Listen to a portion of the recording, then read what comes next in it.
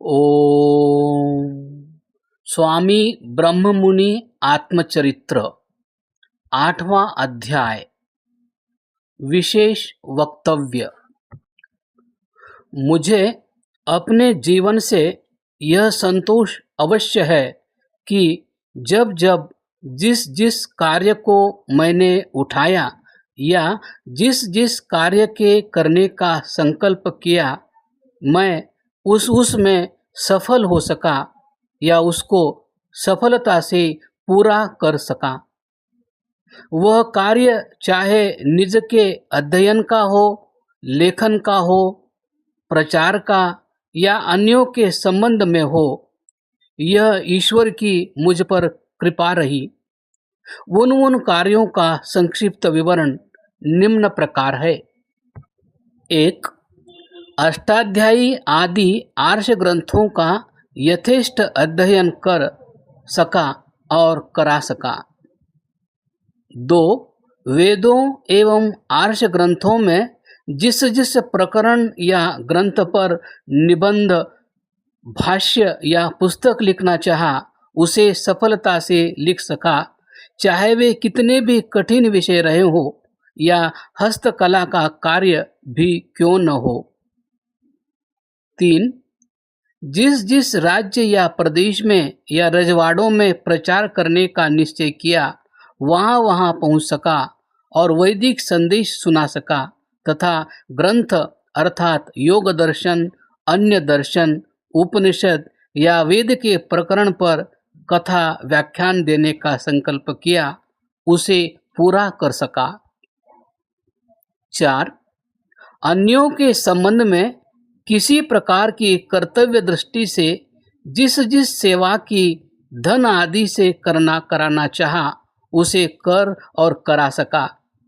प्रारंभ में अप्रतिकार रूप में संस्थाओं की सेवा करने तथा लगभग 48 पुस्तकें लिखकर सभादि को निष्प्रतिकार देते रहने से अनेक बार आर्थिक संकट में पड़कर आर्थिक स्थिति बनाने का विचार किया, तो मैं इसमें सफल रहा। मैं अपने जीवन में जीवन भर कृतकृत्य रहा।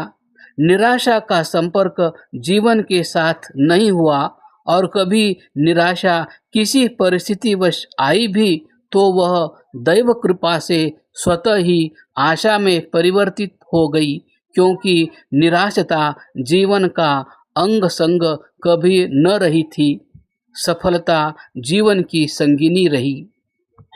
उपर्युक्त सफलता का कारण मैं वैदिक भावनाओं को मानता हूँ, जिनको मैं अपने दैनिक जीवन में अपनाता या व्यवहृत करता रहता हूँ।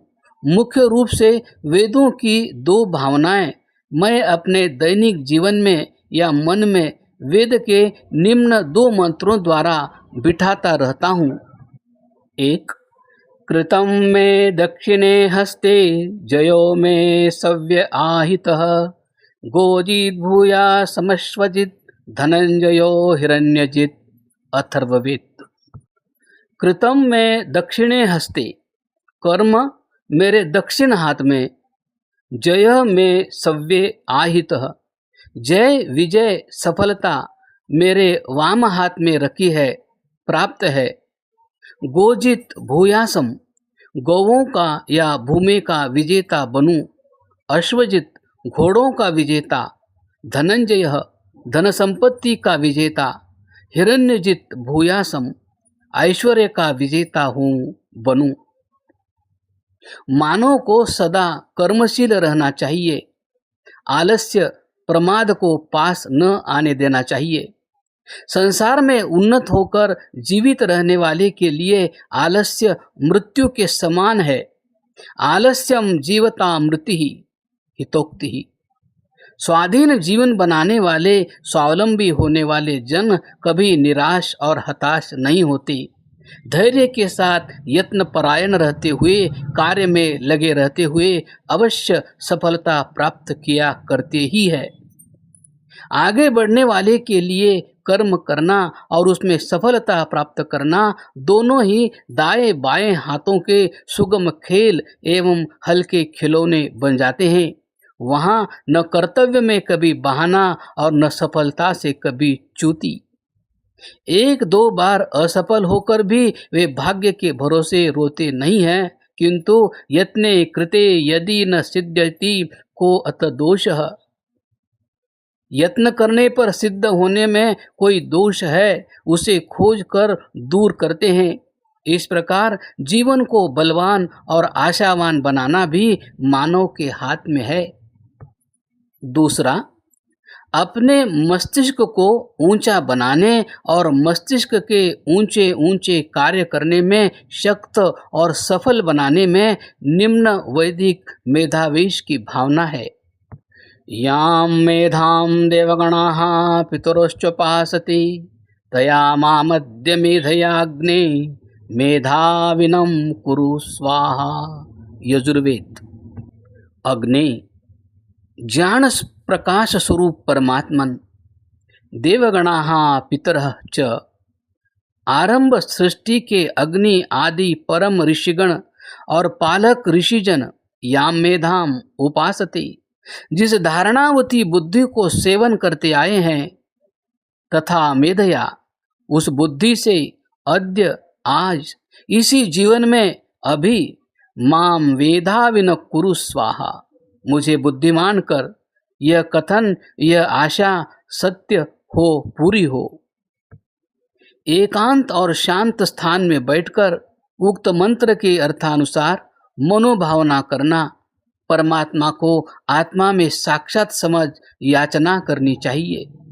आदि सृष्टि के अग्नि, परम ऋषि एवं ब्रह्मा से लेकर दयानंद पर्यंत अन्य ऋषि महर्षि आदि महानुभाव जिस धारणावती बुद्धि को सेवन करते आए, उसे मेरे अंदर आविष्ट करो।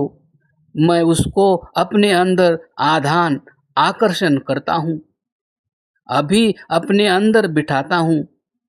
ऐसे अर्थभाव से मन में मंत्र का जप कुछ देर करना चाहिए कि वो ऐसी बुद्धि आ रही है और अवश्य प्राप्त होगी।